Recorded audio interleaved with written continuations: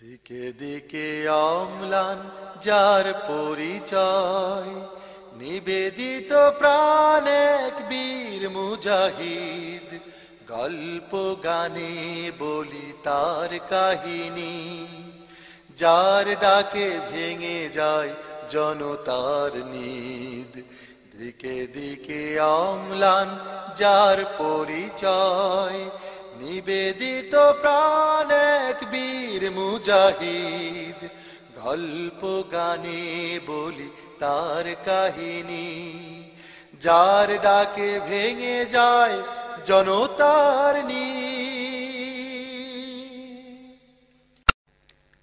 একজন মানুষের বক্তব্য শোনার জন্য লক্ষ লক্ষ জনতার সমাবেশ ঘটে। পঙ্গপালের মতো ছুটতে থাকেন তারা। নিজেদের পকেটের পয়সা ব্যয় করে দূর দূরান্ত থেকে আসেন বিভিন্ন পরিবহনে। ঘন্টার পর ঘন্টা ধরে করেন অপেক্ষা। জায়গা না পেয়ে ফুটপাত আর রাস্তা হয় জনতার ঠিকানা। একজন ব্যক্তির বক্তব্য শোনার জন্যে মা বোনেরাও থাকেন অধীর আগ্রহে। তাদের হৃদয়ের কথা ধ্বনিত প্রতিধ্বনিত হয় একটি কণ্ঠস্বরে। শিশু কিশোররাও মন্ত্রমুগ্ধের মতো শোনে তার কথা। একজন ব্যক্তি যার বক্তব্য নিয়ে রীতিমতো গবেষণা করা হয়, বিশ্বব্যাপী আলোচিত হয় একটি নাম। একজন দায়ে ইলাল্লাহ যার সাবলীল উপস্থাপনায় শত শত অমুসলমান ইসলামের সুশীতল ছায়ায় আশ্রয় নেন। তিনি লক্ষ কোটি জনতার একান্ত প্রিয় আল্লামা দিলওয়ার হুসাইন সাঈদী। বাংলাদেশের এই সবুজ জমিন থেকে যার সুখ্যাতি ছড়িয়ে গেছে বিশ্বব্যাপী, সারা দুনিয়ায় মুসলিম উম্মার কাছে আজ অতি পরিচিত ও প্রিয় নাম আল্লামা দিলওয়ার হুসাইন সাঈদী। আমার এই দেশ কত সুন্দর, আমার এই দেশ কি যে মনোহর। পাখির গানে গানে আসে ভোর, আজানের সুরে সুরে আসে ভোর। পাখির গানে গানে আসে ভোর, আজানের সুরে সুরে আসে ভোর। পাতায় পাতায় আলোর চিত্রকলা, ঢেউয়ের তালে তালে অনুপম কথা বলা। আমার এই দেশ কত সুন্দর, আমার এই দেশ কি যে মনোহর। 1940 সাল হিজরি ক্যালেন্ডারে দিনটি ছিল 7ই রমজান, বৃহস্পতিবার। এই পবিত্র দিনে পিরোজপুর জেলার ঐতিহ্যবাহী সাইদখালী গ্রামে প্রখ্যাত আলেমে দ্বীন মাওলানা ইউসুফ সাঈদীর ঘর আলোকিত করে জন্মগ্রহণ করেন শিশু দেলোয়ার। আল্লামা সাঈদী ভাগ্যবান এক নাম। তার পিতা ফুরফুরা শরীফের সিলসিলা পীর হিসেবে এলাকায় ব্যাপক পরিচিত ছিল। তার আম্মাও পর্দানেশীন দিনদার এক মহিলা। এমন আব্বা আম্মার কোল জুড়ে জন্ম নিয়ে আল্লামা সাঈদী সত্যিই ধন্য। আমি আল্লাহ তাআলার দরবারে শুকরিয়া আদায় করি যে আল্লাহ তাআলা একটি দ্বীনি পরিবেশে আমাকে একটি দ্বীনি পরিবারের মধ্যে জন্মগ্রহণ করার তৌফিক দান করেছেন। আমার চাচা হযরত সুফি সাইদুর রহমান সাহেব এবং আমার পিতা হযরত মাওলানা ইউসুফ সাঈদী সাহেব রহমতুল্লাহ আলাইহি, এই দুইজনই ফুরফুরার মুজাদ্দিদে জামান হযরত আবু বকর সিদ্দিক রহমতুল্লাহ আলাইহি খলিফা ছিলেন। তাদের অনেক মুরিদ মুতাকাদ ছিলেন। তো এই তার ঘরে তারই এই দ্বীনি পরিবারে আল্লাহ তাআলা আমাকে দুনিয়ায় এনেছেন। আমার আম্মা এখনো বেঁচে আছেন এবং আমার আম্মা অত্যন্ত ধার্মিকা, তাহাজ্জুদ গুজার।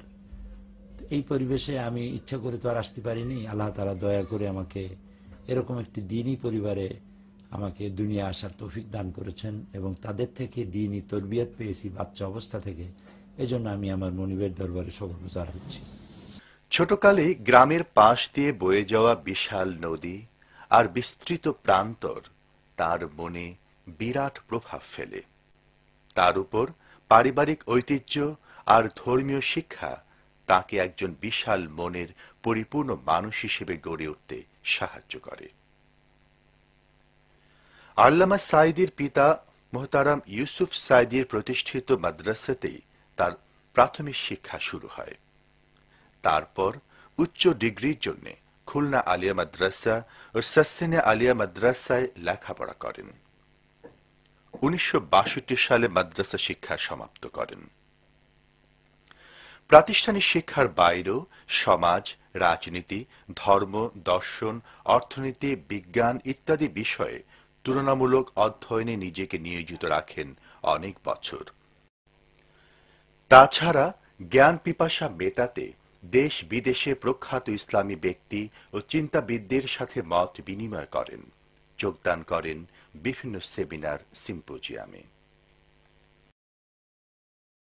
আল্লামা দেলওয়ার হোসেন সাঈদী 1960 সালে মুহতারামা সালেহা বেগমের সাথে বিবাহ বন্ধনে আবদ্ধ হন। তাদের 4 সন্তান: মাওলানা রফিক বিন সাঈদী, শামীম বিন সাঈদী, মাসুদ বিন সাঈদী ও নাসিম বিন সাঈদী। তারা প্রত্যেকেই তাদের নিজ নিজ জায়গায় প্রতিষ্ঠিত। আল্লামা সাঈদীর বড় ছেলে মাওলানা রফিক বিন সাঈদী তার পিতার মতো দাঈ ইলাল্লাহর ভূমিকায় যোগ্যতার সাথে নিয়োজিত আছেন। তরুণ প্রজন্মের কাছে প্রিয় নাম মাওলানা রফিক বিন সাঈদী। আল্লাহ রাব্বুল আলামিন বলেছেন আলাইহা 19 ওভার ইট আর 19, তার উপরেও রয়েছে 19। এই 19 সংখ্যার রহস্যের জাল ছিন্ন করে এই পৃথিবীতে কারো পক্ষে সম্ভব। পিরোজপুরের সাসিনা মাদ্রাসার কাছে স্বরূপকাঠিতে সর্বপ্রথম যে মানুষটি মানুষকে আল্লাহর দিকে আহ্বান করে বক্তব্য রাখলেন, কে জানত এই কণ্ঠই একদিন ইথারে ইথারে ছড়িয়ে যাবে বিশ্বময়।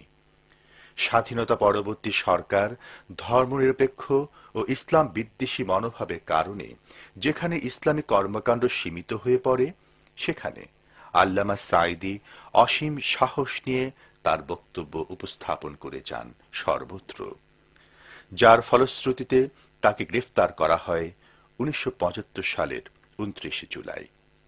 কিন্তু কোন জেল, জুলুম, নির্যাতন, সন্ত্রাস সত্য কথা থেকে কখনই বিরত রাখতে পারেনি আল্লামা সাঈদীকে। তারা বাজি ফুটাচ্ছে, আপনারা বসেন, তারা হ্যান্ডবম ফুটাচ্ছে। পুলিশ যদি নীরব দর্শকের ভূমিকা পালন করে তাহলে আমরা বুঝতে বাধ্য হব বর্তমান সরকারও ভারতের গোলাম হয়ে গিয়েছে। তারা বাজি পোড়াক, আপনারা বসুন।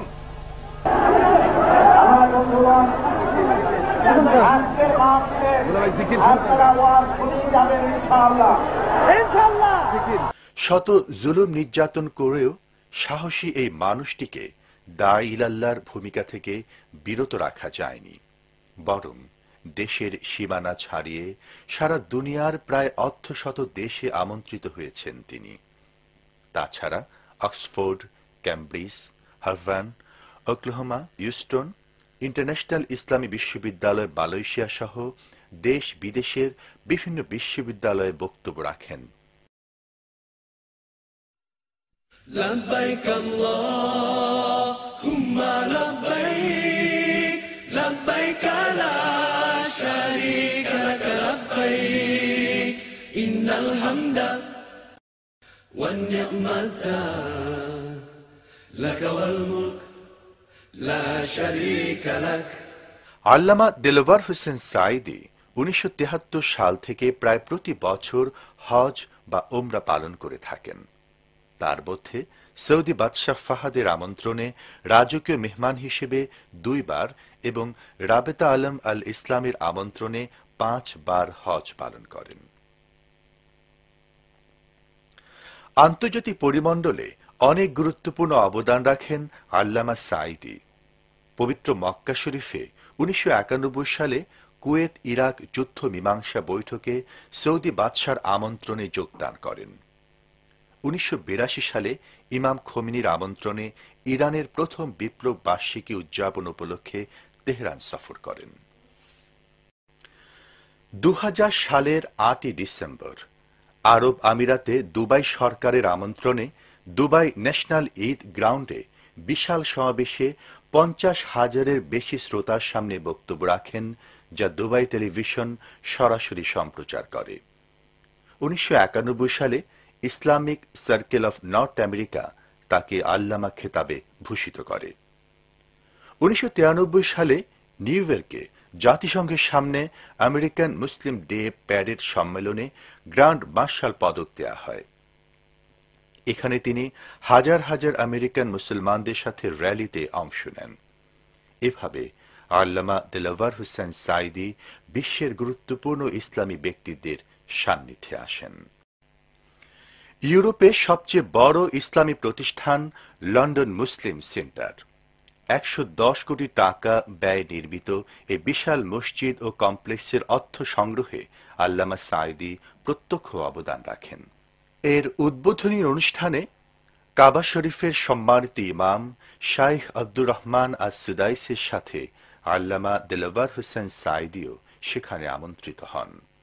মূল্যবান বক্তব্য রাখেন হাজার হাজার মুসল্লির উদ্দেশ্যে। ইউরোপের বিভিন্ন অঞ্চল থেকে মুসল্লিরা ছুটে আসেন এই অনুষ্ঠানে। যিনি সকলের রব, হিন্দু, খ্রিস্টান, বৌদ্ধ, তেলি, নাপিত, ভোপা, মুসি, যার নাম মানুষ, তাদের জন্য কোরআন। আর এই কোরআন পুরুষের জন্য, নারীর জন্য, সবার জন্য কোরআন নাজিল হয়েছে যার কাছে, তিনি রহমাতুল্লিল মুসলিমিন নন শুধু, তিনি কি আল্লাহ রাব্বুল আলামিন আর রাসূল। আল্লাহ রাব্বুল আলামিন বলেন, ওয়ামা আরসালনাকা ইল্লা রাহমাতাল লিল আলামিন। তামাম সৃষ্টি জগতের জন্য নবী আপনি, আপনাকে আমি আমার করুণার মুক্ত প্রতীক করে পাঠিয়েছি। সুবহানাল্লাহ। আল্লামা দেলাওয়ার হোসেন সাঈদী যখন যে দেশে গিয়েছেন সেখানে মিডিয়া হয়েছে তৎপর। আমেরিকা সফরের সময় ভয়েস অফ আমেরিকা তার সাক্ষাৎকার প্রচার করে। তিনি ওই প্রতিষ্ঠানের সাথে যুক্ত ব্যক্তিদের সাথে মত বিনিময় করেন। তাছাড়া CNN, Tehran radio, television network radio, লন্ডনে Sunrise radio, Bangla TV, Muslim community radio তার সাক্ষাৎকার প্রচার করে। মাঝে মাঝে কোনো কোনো মিডিয়া আল্লামা দেলাওয়ার হোসেন সাঈদীর বক্তব্য ইচ্ছাকৃতভাবে কেটে ছেটে বিকৃত করে বিভ্রান্তি সৃষ্টির অপচেষ্টা করে, যেমনটি করেছেন লন্ডনের চ্যানেল 4-এর রিপোর্টার মার্টিন ব্রাইট। অবশ্য পরবর্তীতে সত্য বেরিয়ে আসে। খোদ লন্ডনের বিশিষ্ট ব্যক্তিরা সমর্থন জানায় আল্লামা সাঈদীর প্রতি। I have been witnessing for the last 30 years, ever since he's been coming here, wherever there has been a program for Saidi, thousands of people turned up. I have listened to his speeches. I've never heard anything that is undemocratic, that incites violence or against the West, or the advice that he has given to the Muslims who are living in terms of their role and responsibility in the West. So I think we need to be a bit objective, and we shouldn't really be pushing the line of those bigots who really, whenever they see something Islamic, anybody speaking in the name of Islam, on behalf of Islam, from Islam, they seem to have a problem with that. Mr. Saidi no doubt has made comments of justice. জি ভাই বলুন, আমরা শুনছি। আমি লুকমান বলছি। আচ্ছা বলুন ভাই, আপনার প্রশ্ন কিংবা মতামত। আমি আসলে বলতে চাইতেছি যেটা এই মাওলানা দেলাওয়ার হোসেন সাঈদী সম্পর্কে, কারণ আমি গত কয়েকদিন আগে চ্যানেল 4-এ একটা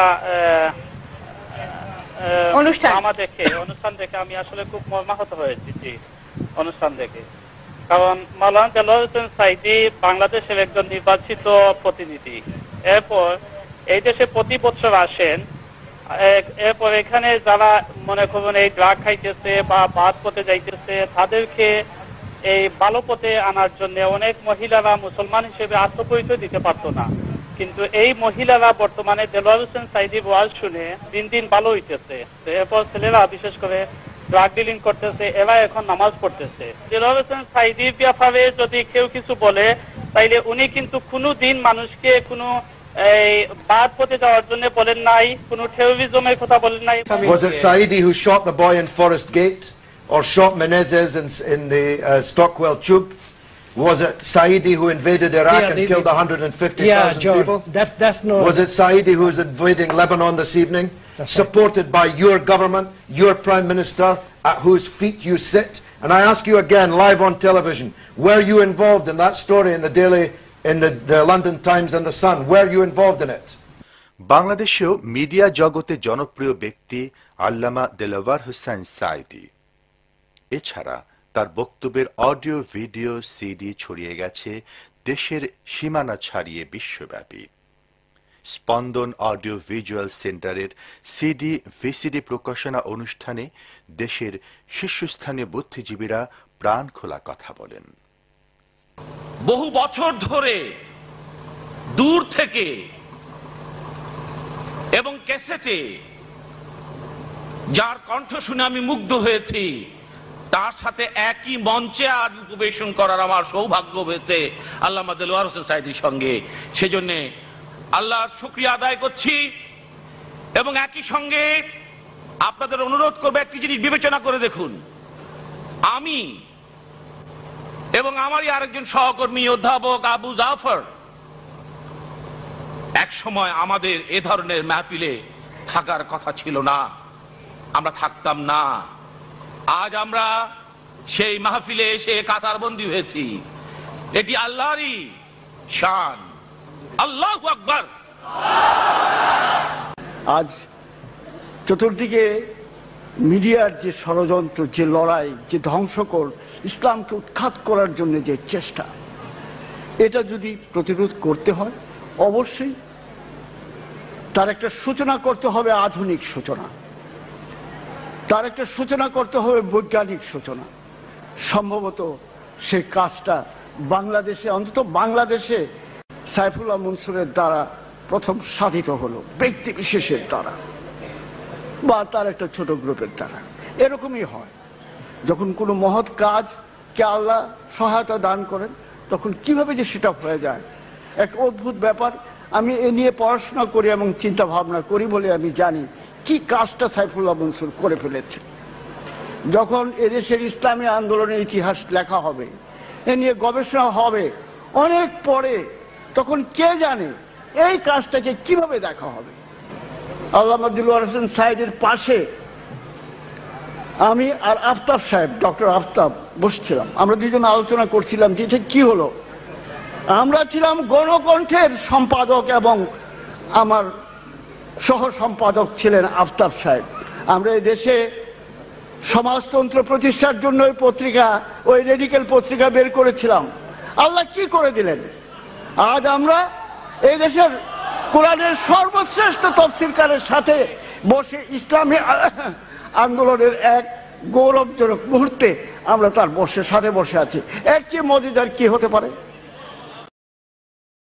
দিকে দিকে অম্লান যার পরিচয়, নিবেদিত প্রাণ এক বীর মুজাহিদ। গল্প গানে বলি তার কাহিনী, যার ডাকে ভেঙে যায় জনতার টেকনাফ থেকে শুধু তেতুলিয়া নয়, অথবা সিলেট থেকে পঞ্চগড়ে। টেকনাফ থেকে শুধু তেতুলিয়া নয়, অথবা সিলেট থেকে পঞ্চগড়ে। শ্যামল বাংলাদেশে সীমানা পেরিয়ে তারি কণ্ঠ ভাসে প্রতিটি প্রান্তরে।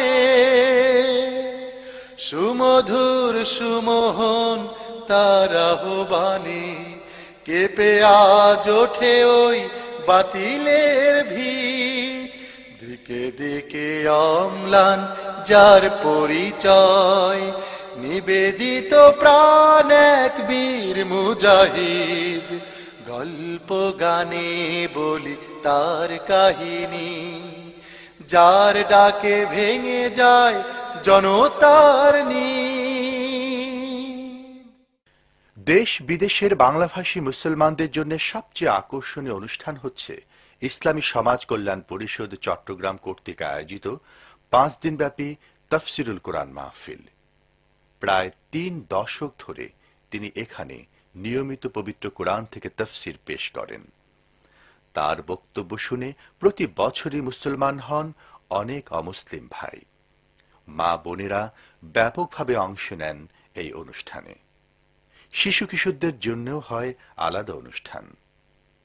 তাফসীর মাহফিলে দেশ বিদেশে গুরুত্বপূর্ণ ও বিশিষ্ট ব্যক্তিদের উপস্থিতি সবার নজর কাড়ে। চট্টগ্রাম তাফসীরুল কোরআন মাহফিলের 25 বছর পূর্তি উপলক্ষে আয়োজন করা হয় বর্ণাঢ্য অনুষ্ঠানমালা, যেখানে বিশিষ্ট ব্যক্তিরা অংশগ্রহণ করেন। সম্বর্ধনা পাওয়ার মতো কিছুই করি নেই। আমি শুধু এতটুকু মনে করি যে কিয়ামতের দিন আল্লাহ তাআলা যদি বলেন তোকে মাফ করে দিলাম, এটাই সব থেকে বড় পাওনা হবে। এর থেকে বড় পাওনা কিছুই আশা করি না। কোরআনে কারীমের এই দাওয়াত আপনারা জানেন, গতকাল এখানে ফুরফুরা পীর সাহেব বলে গেছেন, আমার আব্বা এবং আমার চাচা দুজনই ছিলেন হযরত মাওলানা আবু বকর সিদ্দিক রহমতুল্লাহ আলাইহির খলিফা। আমার ময়দান ছিল খুব ফুলে ভরা, কুসুমাস্তীর্ণ। সেই কুসুমাস্তীর্ণ পথ থেকে উত্তপ্ত মরুভূমির উপরে, বালুর উপরে জেল জরিমানার ঝুঁকি নিয়ে এই রাস্তায় আসার তৌফিক দিয়েছেন আল্লাহ রাব্বুল আলামিন তাফহিমুল কোরআনের কারণে। আজকে বলতে আমার দ্বিধা নাই, কোরআনের তাফসীর করতে গিয়ে আমার কোনো কৃতিত্ব নাই। এর সমস্ত কৃতিত্ব আল্লাহ পাকের এবং তারপরে তাফহিমুল কোরআনের। আল্লামা দেলোয়ার হোসেন সাঈদী জামাত ইসলামী বাংলাদেশের কেন্দ্রীয় নির্বাহী পরিষদের সম্মানিত সদস্য হিসেবে গুরুত্বপূর্ণ দায়িত্ব পালন করে যাচ্ছেন। 1996 ও 2001 সালে পরপর দুইবার পিরোজপুর 1 আসন থেকে সংসদ সদস্য নির্বাচিত হন। তিনি বিগত সংসদে জামাতের সংসদীয় দলের উপনেতা ও ধর্ম মন্ত্রণালয় সংক্রান্ত সংসদীয় কমিটির প্রধানের দায়িত্ব পালন করেন। সংসদে তার গুরুত্বপূর্ণ ভূমিকা দেশ বিদেশে ব্যাপকভাবে আলোচিত হয়। আমি ফ্লোর নিয়ে স্পিকারকে বললাম, আমার ইমানের সাথে, সংবিধানের সাথে, রুলস অফ প্রসিডিওর সাথে কন্ট্রাডিকশন হয়েছে। আমার সংবিধান বলে শহীদ প্রেসিডেন্ট জিয়াউর রহমান সাহেব তিনি সংবিধানের ভিতরে লিপিবদ্ধ করেছিলেন, সমস্ত কাজ হবে, রাষ্ট্রের সমস্ত কাজ হবে আল্লাহর উপর ঈমান এবং অবিচল আস্থার কে কেন্দ্র করে। তো আল্লাহর উপরে আমরা ঈমান এনেছি, আমরা মুসলমান। উনি সেটা পার্লামেন্ট, উনি সেটা সংবিধানে লিপিবদ্ধ করেছেন। আর মুসলমান আল্লাহ ছাড়া কাউকে রুকু সেজদা দিতে পারে না। আপনার সামনে মাথা নত করা এটা রুকুর শামিল। এভাবে মাথা নিচু করা জায়েজ নাই, হারাম। 15 মিনিট কোরআন এবং হাদিস দিয়ে আমি এই বক্তব্য রাখলাম। তিনি হুমায়ুন রশিদ চৌধুরী সাহেব ছিলেন তখন স্পিকার। তিনি বললেন, মৌলানা সাহেব আমি আপনার সাথে সম্পূর্ণ একমত, কিন্তু এইভাবে তো আমি এটাকে বন্ধ করতে পারবো না, আপনাকে নোটিশ দিতে হবে। আমি নোটিশ দিলাম, আওয়ামী লীগ সরকার আমার নোটিশ ডিপ ফ্রিজের মধ্যে আটকাই দিল। 5 বছর চলে গেল, আর নোটিশ উঠলো না। আল্লাহ তাআলা দ্বিতীয়বারের মতো আবারও আমাকে আনলেন জোটের সাথে। আমি আবার পার্লামেন্টে কথা উত্থাপন করলাম, সেই নোটিশ দিলাম, নোটিশ উত্থাপিত হলো, মিটিং হলো। গড়াতে গড়াতে 5 বছরের শেষ দিনে, যেদিন শেষ হলো পার্লামেন্ট, তার আগের দিন আমি মনে করলাম এ সরকার আমলেও বুঝি হলো না। শেষ দিন দেখতে পেলাম প্রত্যেক টেবিলে কাগজ এসেছে, রুলস অফ প্রসিডিওরের আর্টিকেল নম্বর 267 ঝুঁকাইয়া শব্দের সামনে ক্রস শব্দ এসেছে। মাথা ঝুঁকানোর প্রয়োজন নাই, পার্লামেন্টে কিয়ামত পর্যন্ত আর মাথা ঝুঁকাতে হবে না। পার্লামেন্টে মাথা ঝুঁকানোর মতো শিরক থেকে বাঁচার যে বক্তব্য আল্লাহ তাআলা তার গোলামকে দান করেছিলেন, এজন্য যদি এতটুকু সওয়াব আল্লাহ আমাকে দেন, তার 90 ভাগ পাওনা আপনাদের। যেহেতু আপনারা ভোট না দিলে আমি ওখানে যে কথা বলতে পারতাম না। ইকামতে দ্বীনের দায়িত্ব পালনে সর্বোত্তম প্ল্যাটফর্ম হিসেবে মনে করে 1973 সাল থেকে জামাতের রুকনের দায়িত্ব পালন করলেও সংগঠনের বাইরেও তার রয়েছে বিশেষ গ্রহণযোগ্যতা।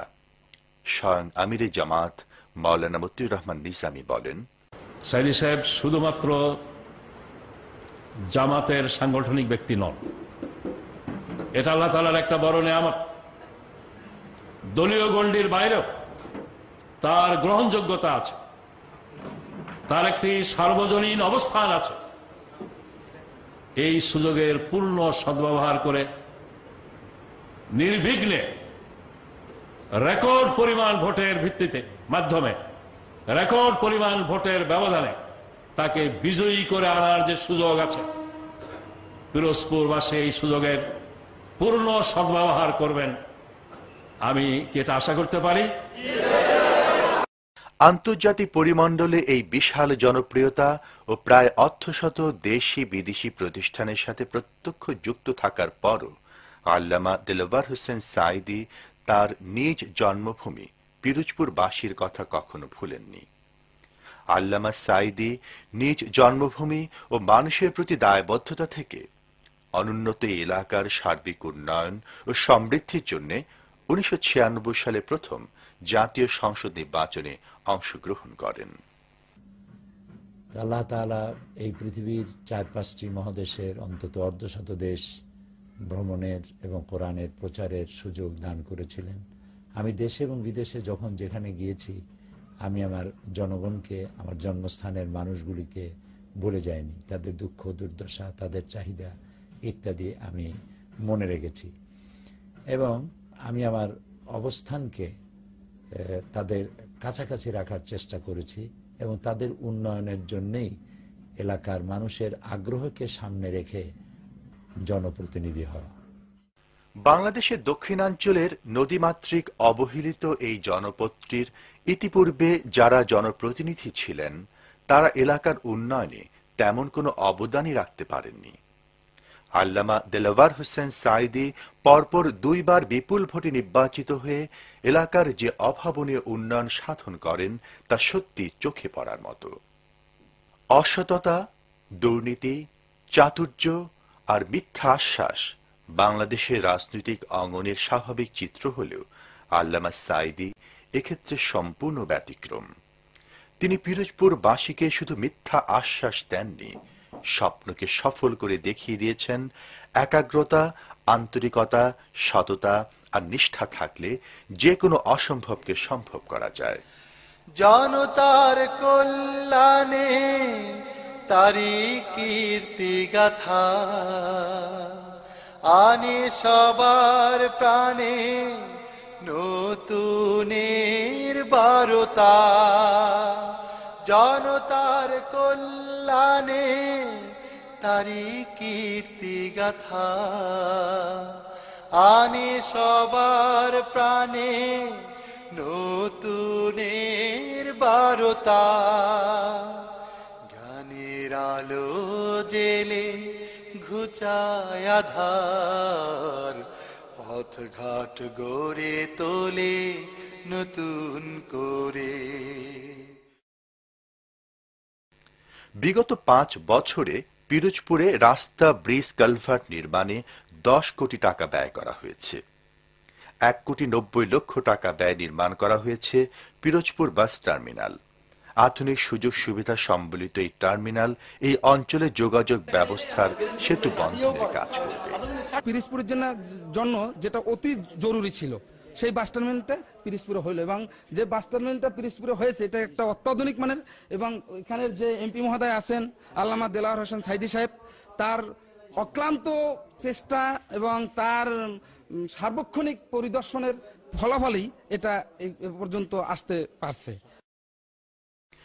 সাংস্কৃতিক কর্মকাণ্ড বিকাশের লক্ষ্যে 2,82,00,000 টাকা ব্যয়ে 400 আসন সম্বলিত শিল্পকলা একাডেমি ভবন নির্মাণ করা হয়েছে।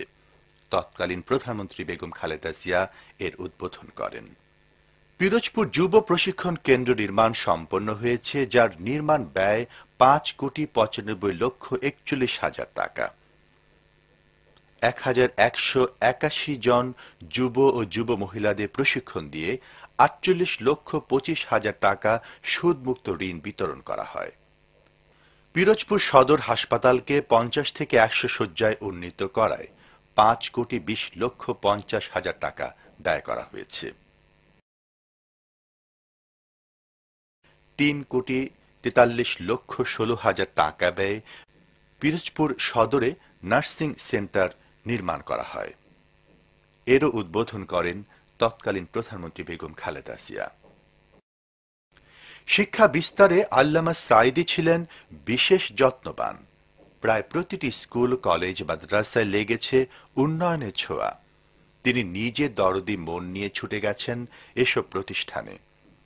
পিরোজপুর সরকারি সোহরাওয়ার্দী কলেজের দ্বিতল ভবনের ঊর্ধ্বমুখী সম্প্রসারণ কাজের জন্য 12,90,000 টাকা এবং একাডেমি ভবন সংস্কার কাজে 25 লক্ষ টাকা বরাদ্দ করেন।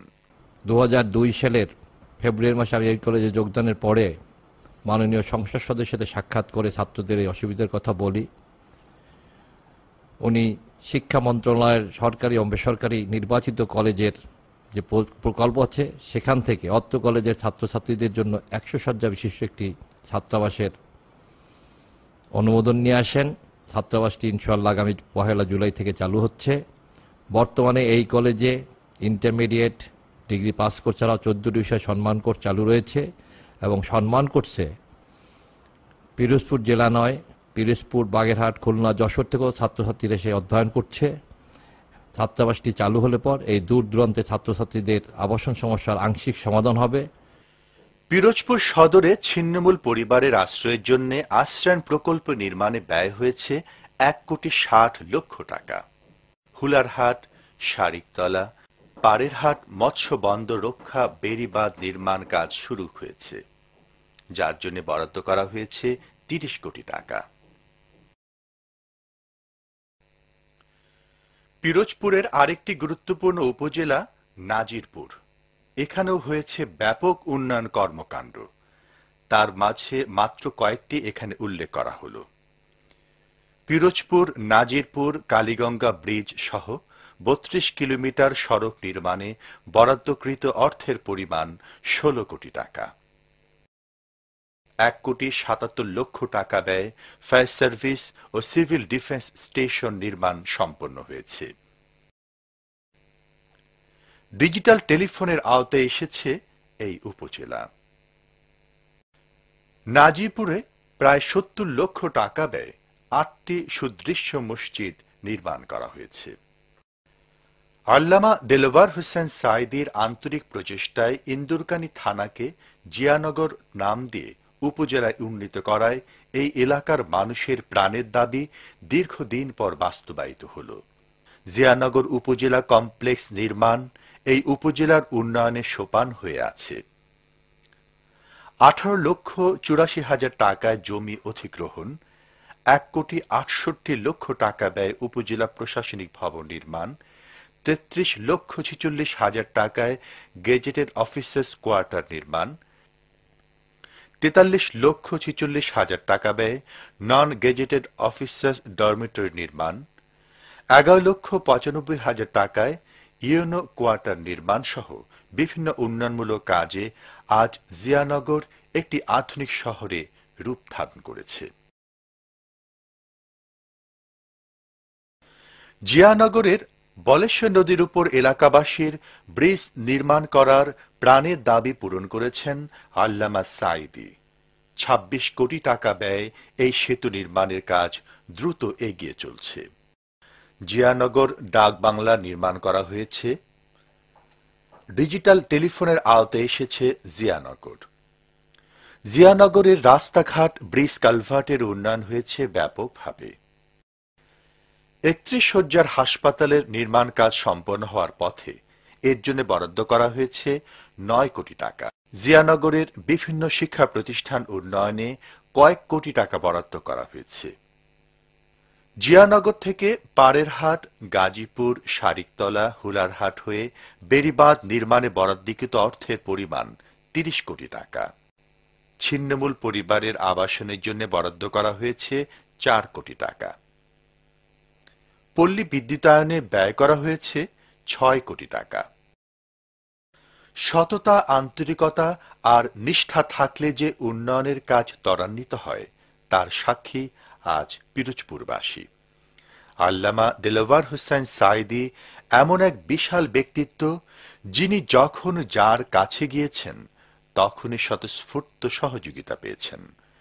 এলাকার উন্নয়নে তৎকালীন প্রধানমন্ত্রী বেগম খালেদা জিয়া আল্লামা সাঈদীকে যে সহযোগিতা করেছেন তা সত্যি মনে রাখার মতো।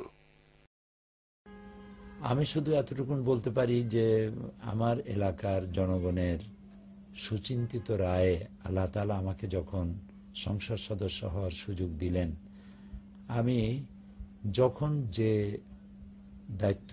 দায়িত্বপ্রাপ্ত মন্ত্রীর কাছে গিয়েছি, কোথাও আমি খালি হাতে ফেরত হইনি। এমনকি দেশের সফল প্রধানমন্ত্রী, মাননীয় প্রধানমন্ত্রী দেশনেত্রী বেগম খালেদা জিয়া, তার কাছেও যখন যে কোনো দাবি নিয়ে এলাকার আমি গিয়েছি, আমি বিমুখ হইনি।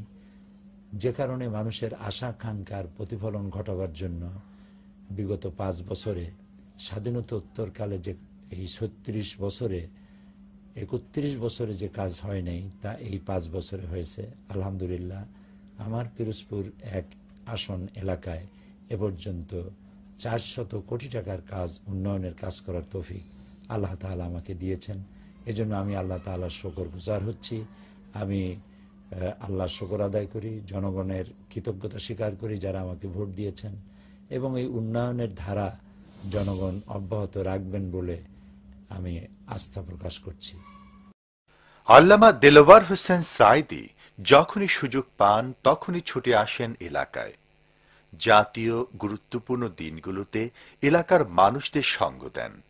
পবিত্র রমজান মাসে এভাবে গ্রামের সাধারণ মানুষের সাথে ইফতার করেন তিনি। তাদের সাথে নিয়ে হাত তোলেন আল্লাহর দরবারে। যেই গ্রামে আল্লামা সাঈদী বড় হয়েছেন, সেই গ্রামের মানুষকেও তিনি ভুলেননি। ঈদের দিনে একসাথে ঈদের নামাজ আদায়ে ঈদগাহে যান।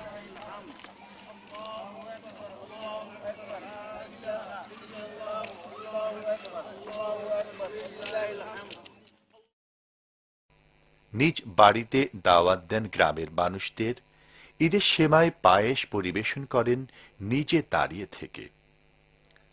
আন্তর্জাতিক পরিমণ্ডলের বিশাল জনপ্রিয় এই মানুষটির সাধারণ এই জীবনযাপন পিরোজপুরবাসী কোনো দিনই ভুলবে না।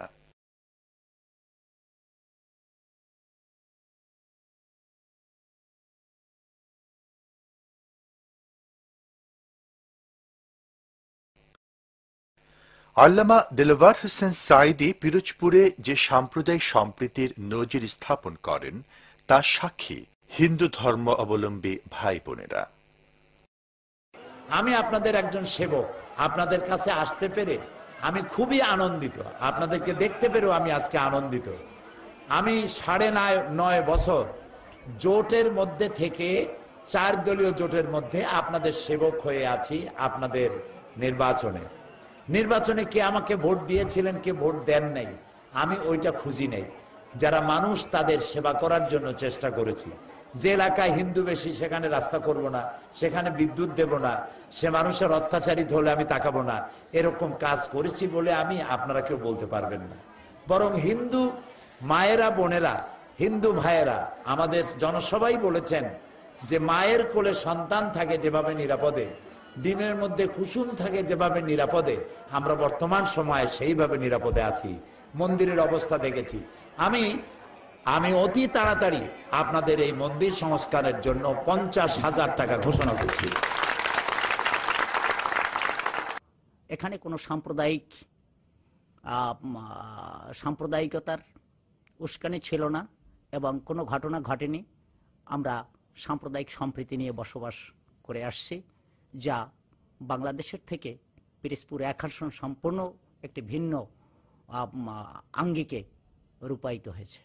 আমরা কালাইয়াবাসী এই সাঈদী সাহেবের 10 বছর থাকাকালীন আমরা খুব সুখ ও শান্তিতে বাস করতেছি এবং ধর্মীয় অনুষ্ঠানগুলো আমরা সুষ্ঠুভাবে পরিচালিত চলছে।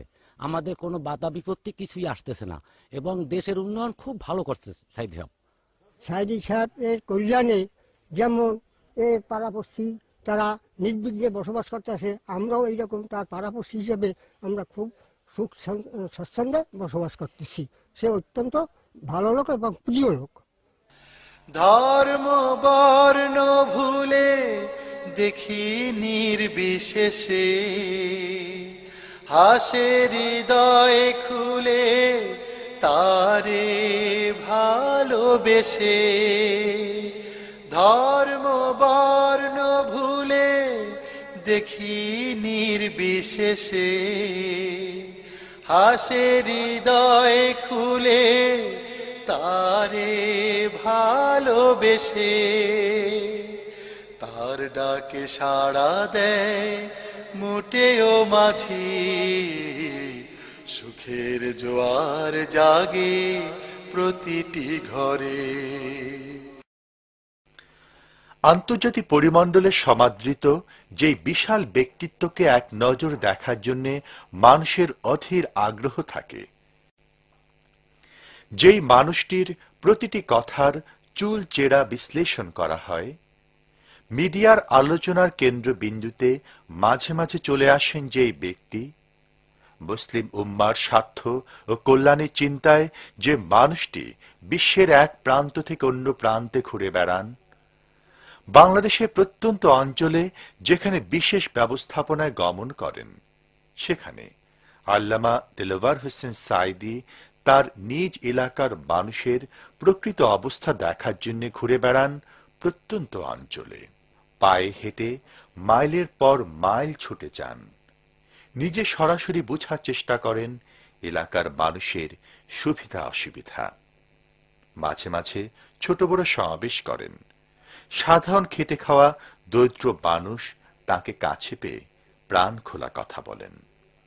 বর্তমান জোট সরকারের বেগম খালেদা জিয়ার কাছে সংসদে তো অনেক লোকে অনেক কথা বলে, কিন্তু আসলে বাস্তবায়ন হয় না। কিন্তু আমার সাঈদী, আমার সংসদ সদস্য আল্লামা সাঈদী স্পেশাল ভাবে যে আমার এখান দিতে হবে, যা আমরা বাপ দাদা 14 গোষ্ঠীতে পাই না, 400 কোটি টাকার কাজ এই টিয়ানগরে হয়েছে।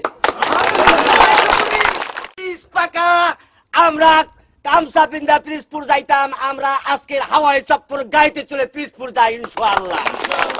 সেটা আল্লামা সাঈদীর মাথার ঘাম পায়ে ফেলে এই দেশকে সাজিয়েছেন। আপনাকে মা বোনের হাতে হাত দিয়া আমি পায়ে পাও দিয়ে বলি যেন আল্লামা দিলওয়ার হোসেন সাঈদীর এই ফুলের বাগান আবারও সাজাবার মতন আপনারা।